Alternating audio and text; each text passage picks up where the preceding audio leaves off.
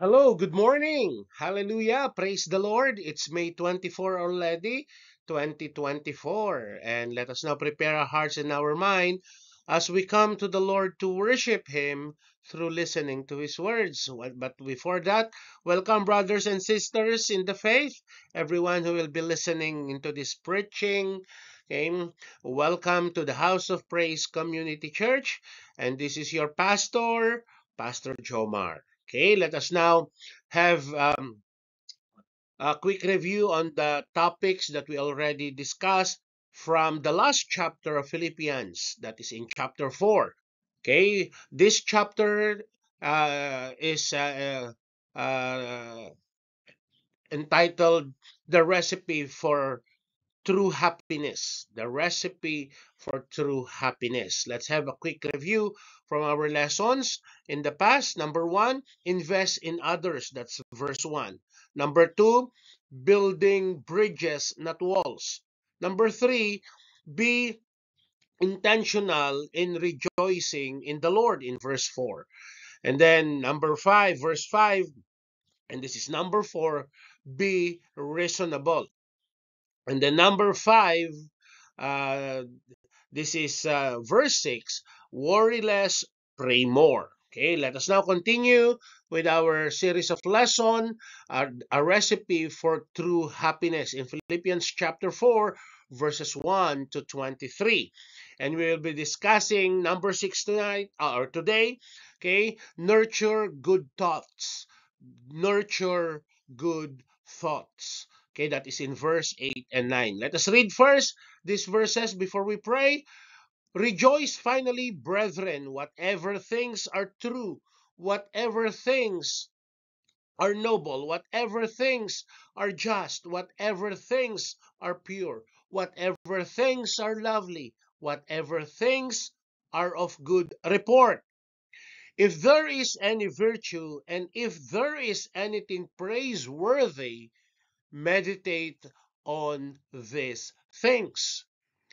The things which you learned and received and heard and saw in me, this do, and the God of peace will be with you. The Lord has already blessed us as we have read and listened from His word. Let us pray. Gracious Lord, Heavenly Father, thank you so much, Lord God, for this wonderful day that once again you have given unto us for us to gather together, Lord God, and to listen to your words. Father, bring unto us again new wisdom. If not, Lord, encouragement. But on the top, Lord God, if it's necessary for you to rebuke us and to break us so that you can remold us onto the way you wanted us to be, Lord, let your will be done. But Lord, we pray also that if we find this message heavy and striking again, Lord, give us the courageous heart and the mind ready to take actions from your words. Lord, inspire us and let your Holy Spirit be with us. Father, forgive us and let us be worthy of receiving your words today.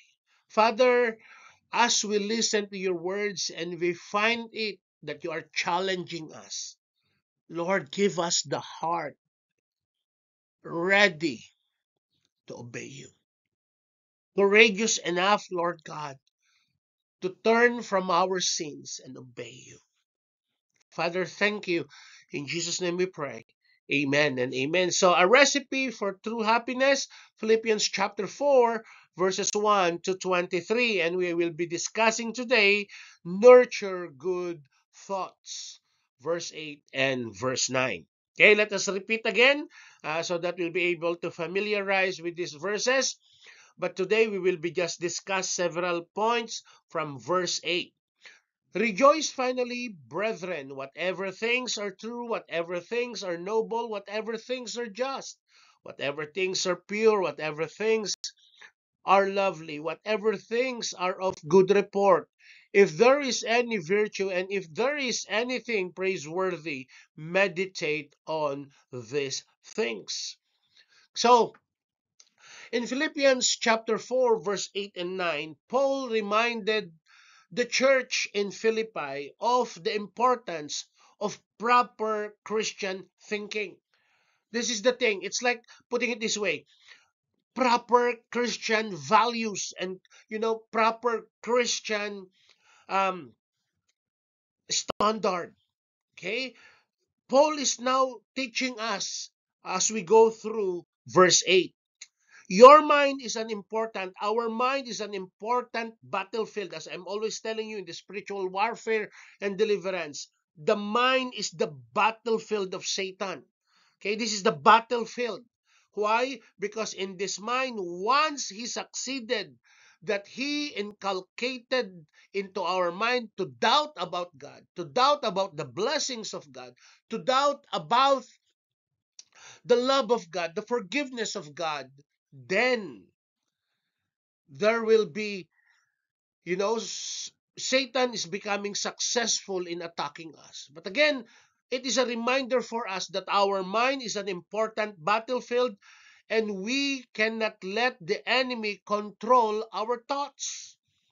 The enemy must not given anything, any part of our thought to entertain him, because we know Satan is the father of all lies. He succeeded when he tempted Adam and Eve in telling lies. Now we doubt about God.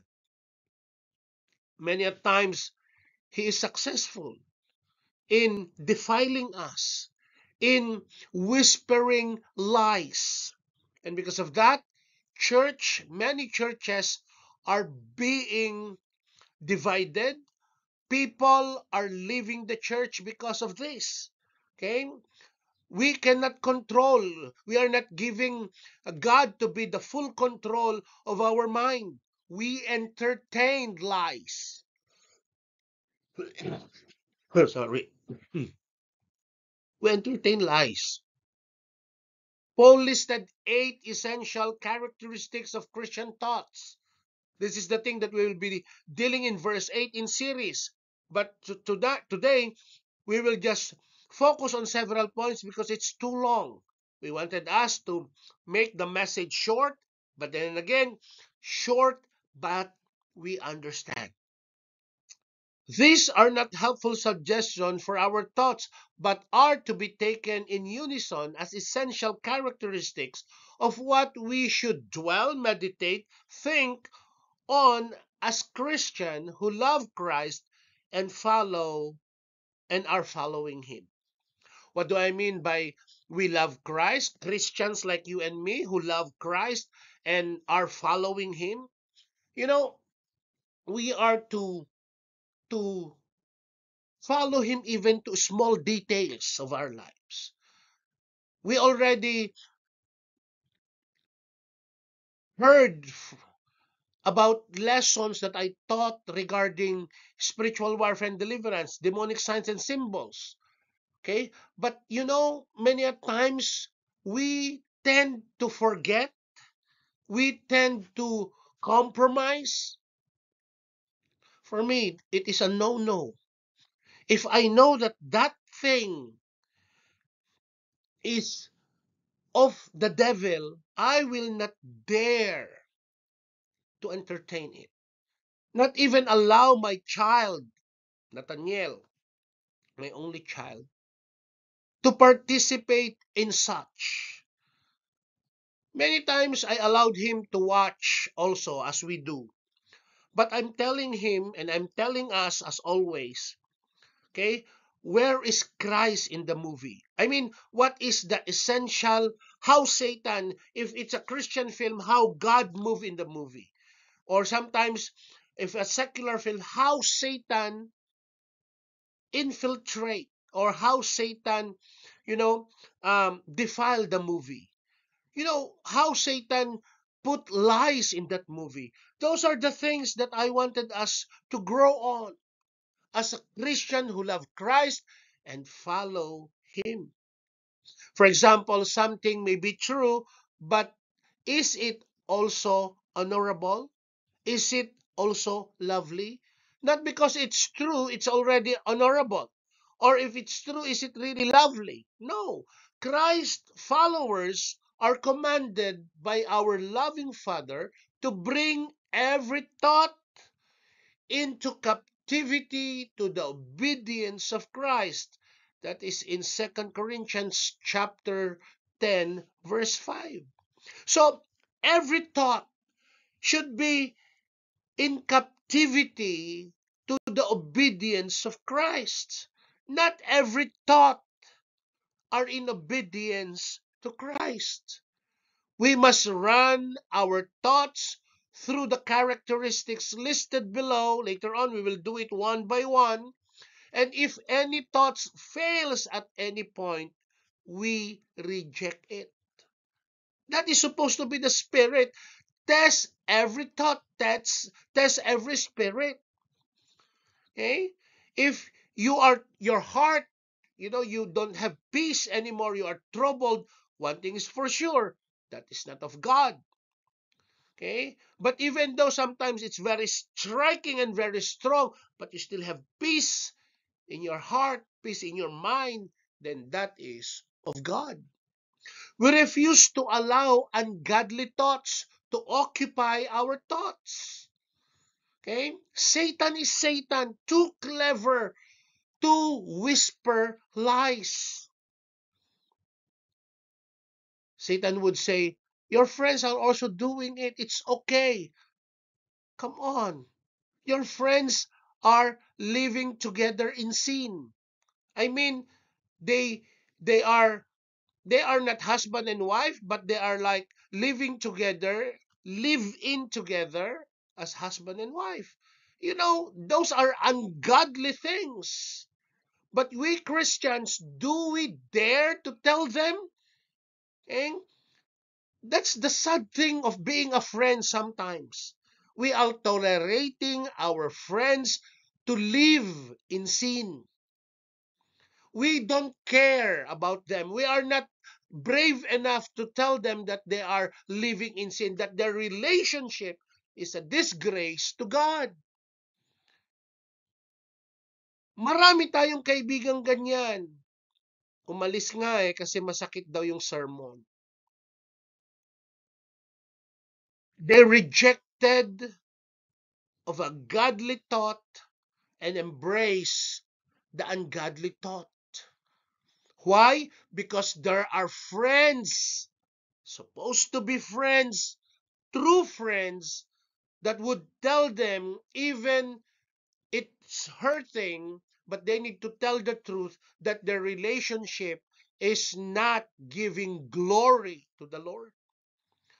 But what's happening? We are tolerating them and we are accountable unto the judgment seat of God. What is friendship if you are tolerating their sin? Come on. You are pushing your friends to hell. God forbid, even you will be compromised unto hell. When we are thinking about something, we should be thinking, ito na, we will be doing now the 8 essential points in nurture good thoughts. Okay, so we need to think true. Okay, verse 8. Okay, part B, it's there. Whatever things are true. We are dwelling on what is true. Are we dwelling? Okay. Are we dwelling to what is true? It rarely does any good to dwell in what is false. That's the thing. Are we really living in the truth? Or we are living into falsehood?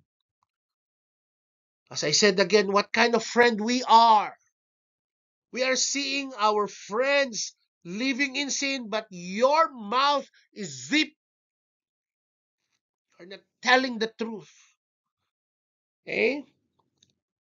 Simply always lingering to them and you are not telling anything about it, then sad to say, but you are not a true friend. You are allowing your brother, your sister to live in sin or to live in hell in the future.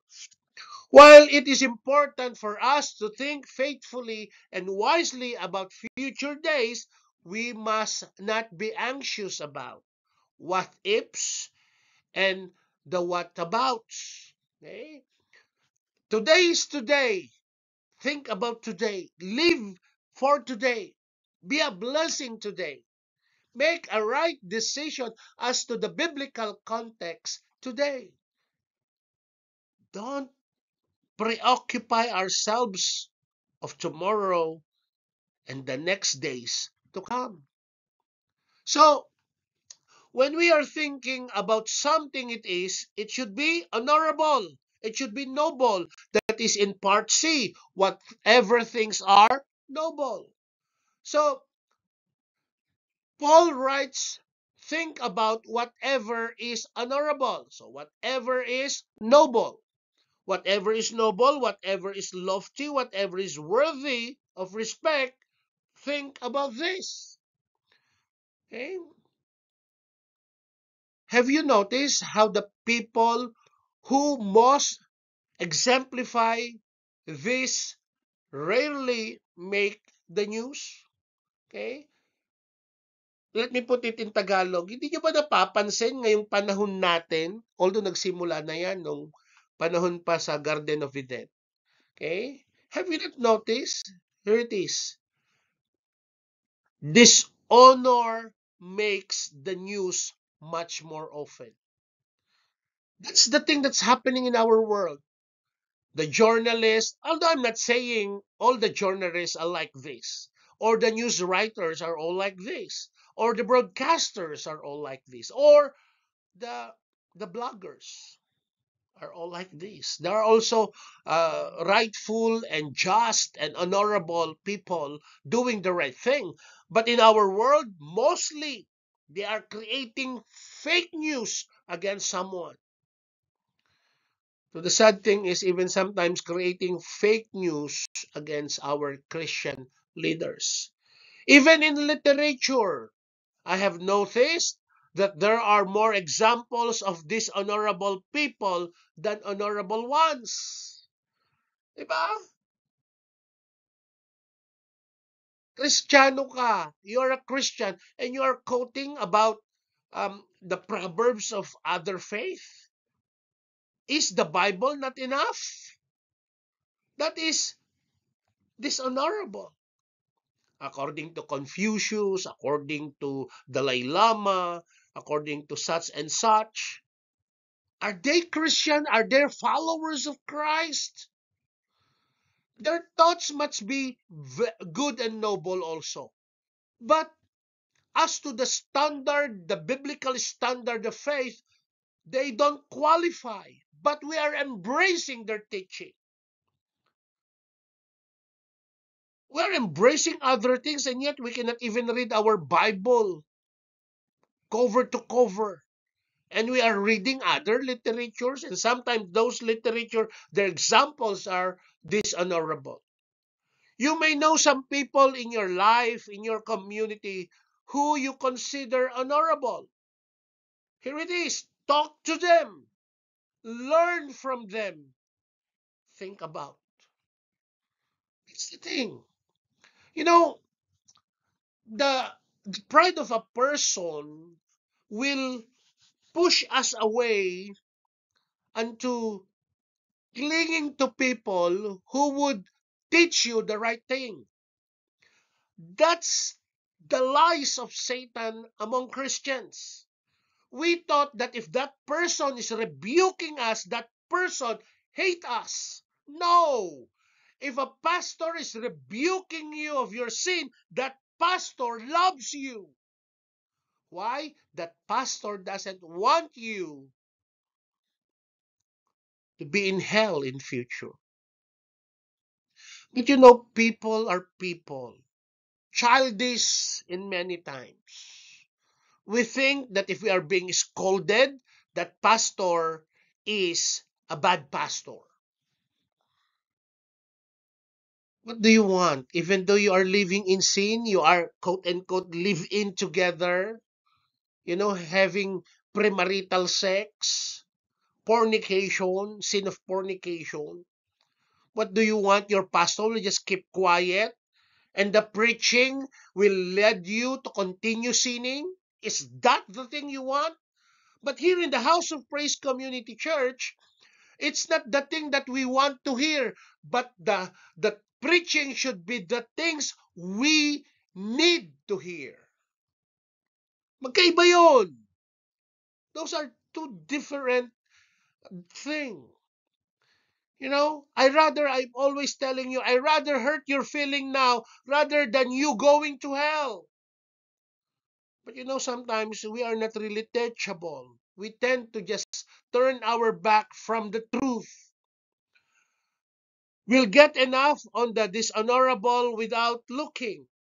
So look for those who are worthy of respect. Imitate them and consider how you might become that person for someone else. Okay? Sometimes this pride that we have, really, Satan perfected already, to push us sinning because of pride. Remembering as you do so what God has said in Psalms chapter 16 verse 3. Let us read all together. As for the holy ones in the land, they are the noble, in whom is all my delight. What does it mean by that? So, why not strive to be one of those holy ones, noble ones, in whom God takes delight? Sometimes, even though we are already Christians for quite long enough, many years Christians already, but we are still so sensitive. We are not growing.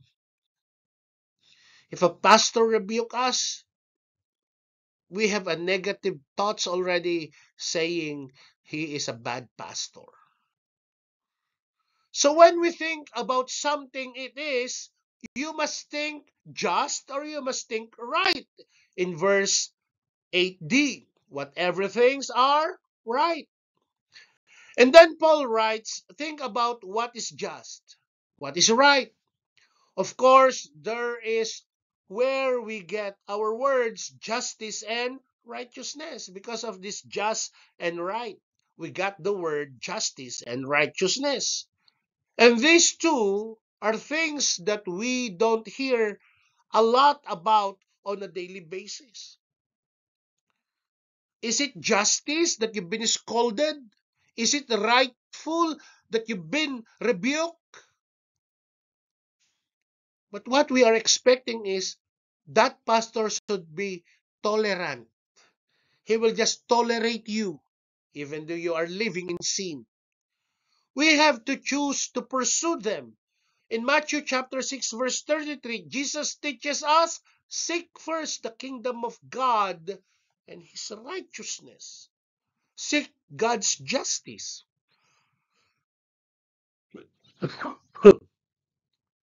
But how do we seek this if we are thinking about them? Nurture good thoughts. Think about justice. Think about righteousness. The things we need to do. And how do we think about them if we don't know them? Okay, that's the thing. How can you think about it if you don't know it? And so Psalms chapter 1 teaches us, especially in this particular verse, to take delight in the law of the Lord, and on that law meditate day and night. We need to meditate. We don't know the word of God, but we need to read and meditate. And by that, if it's become of our daily life, part of our system already, then we are growing and we are nurturing good thoughts. We need to continue our lesson next week. There are several points that still we need to discuss. May 31, we are still in chapter 4, a recipe for true happiness. We will be dealing verse 8, letter E. Okay, so think about pure and then think about pleasing and lovely. And then verse 8g, good report or admirable. These are long lessons. That's why we need to cut it from here so that we can meditate well on those topics being shared to us already. In the House of Praise Community Church, 20 to 25 to 30 minutes is the preaching. But then again, we are not to be pressured of sharing all in one sitting. But there's always a way for us to cut it, but we need to meditate on those past lessons. Let us pray. Lord God, thank you for the challenges. Help us, Lord God, to live in accordance to the thoughts and standards of Christians you wanted us to be.